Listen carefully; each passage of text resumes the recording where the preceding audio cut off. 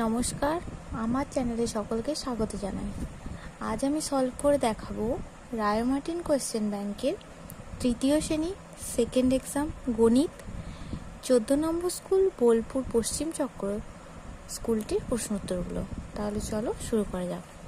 প্রথমে আছে সঠিক উত্তরটির মাথায় টিক চিহ্ন দাও। বর্গাকার চিত্রের বাহুর সংখ্যা 2, 4, 5, 6, 4। 3 অঙ্কের বৃহত্তম সংখ্যাটি হলো 900, 199 না 999। 3 অঙ্কের বৃহত্তম সংখ্যাটি হলো 999। চিত্রটির গণিতের ভাষার নাম হলো বৃত্ত, ত্রিভুজ, বর্গাকার চিত্র, আয়তকার চিত্র।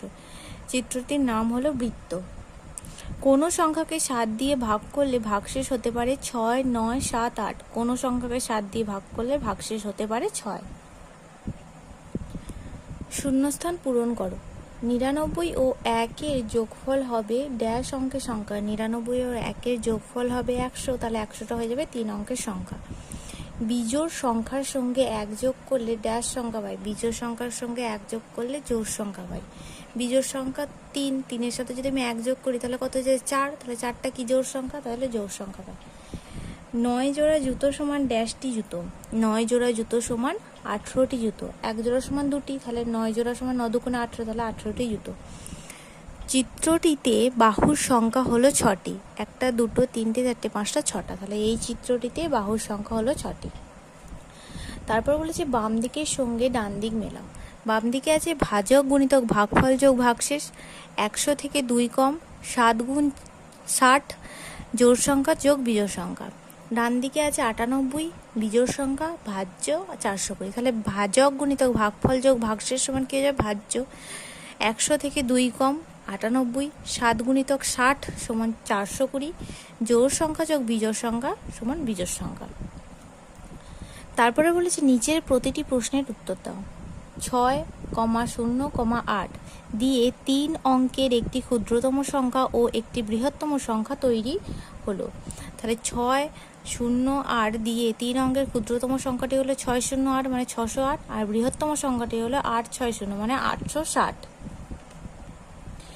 তারপর আছে কোনো ভাগ অঙ্কে ভাজক 7, ভাগফল 5, ভাগশেষ 2 হলে ভাজ্য কত? সূত্র ধরে অঙ্কটি করো। আমরা কি সূত্রটা জানি? ভাজ্য সমান ভাজক গুণিতক ভাগফল যোগ ভাগশেষ। তাহলে এই সূত্রটা ধরে আমরা অঙ্কটা করব।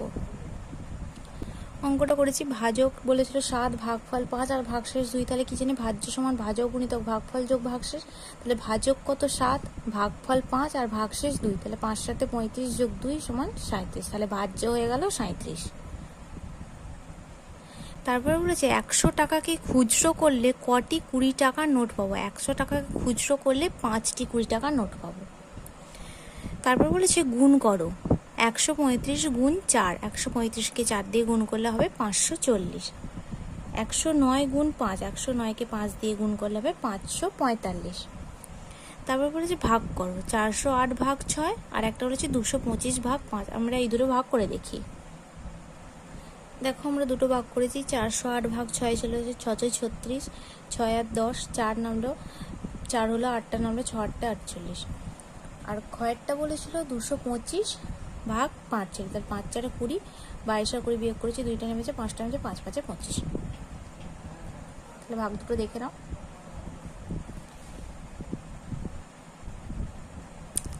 তারপর বলেছে গণিতের ভাষায় প্রকাশ করে সমাধান করো। মেলাতে গিয়ে তুমি 10 টাকা 50 পয়সার বাদাম, 55 টাকা 50 পয়সার চীনামাটির রবীন্দ্রনাথ ঠাকুর ও 32 টাকা 50 পয়সার একটি বাঁশি কিনেছো। তুমি মেলাতে মোট কত টাকা খরচ করলে হিসাব করো।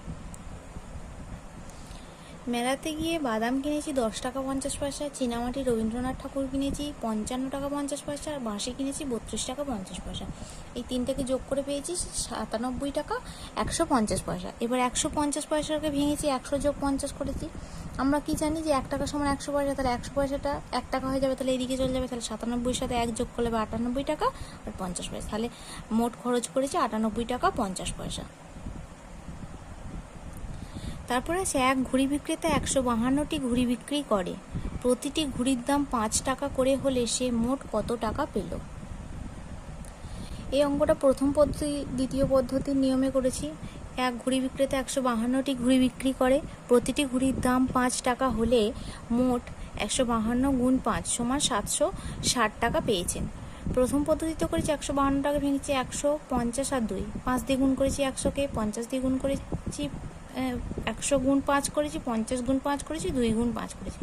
তাহলে 100 গুণ 5 হয়েছে 500, 50 গুণ 5 250 আর 2 গুণ 5 10। তাহলে এবারে এই তিনটেকে আমরা যোগ করেছি, যোগ করে কত পেয়েছি 760। এবার দ্বিতীয় পদ্ধতিতে কি করতে হবে, এই গুণটা করতে হবে। তাহলে দ্বিতীয় পদ্ধতিতে আমরা গুণটা করে দেখিয়েছি। 5 দুগুণে 10-এর 0, হাতে রইল 5 5-এ 25 আর 1-এ 26-এর 6, হাতে রইল 2, 5 1-এ 5 আর 2-এ 7। তাহলে কত হয়েছে 760। তারপরে আছে মা 404টি নারকেল নাড়ু আমাকে 4টি জারে সমানভাবে রাখতে বললেন। প্রতিটি জারে কটি করে নারকেল নাড়ু থাকবে? মা 404টি নারকেল নাড়ু আমাকে 4টি জারে সমানভাবে রাখতে বললেন। 404 ভাগ 4, 404 ভাগ করেছি 4 1-কে 4, 0 টেমে 4 0 0, আবার 4টা নামিয়েছি 4 1-কে 4। তাহলে আমি একটি জারে 101টি নাড়ু রাখলাম। যদি তোমাদের ভিডিওটি ভালো লেগে থাকে তাহলে অবশ্যই লাইক, কমেন্ট, সাবস্ক্রাইব এবং শেয়ার করতে ভুলবে না। ধন্যবাদ।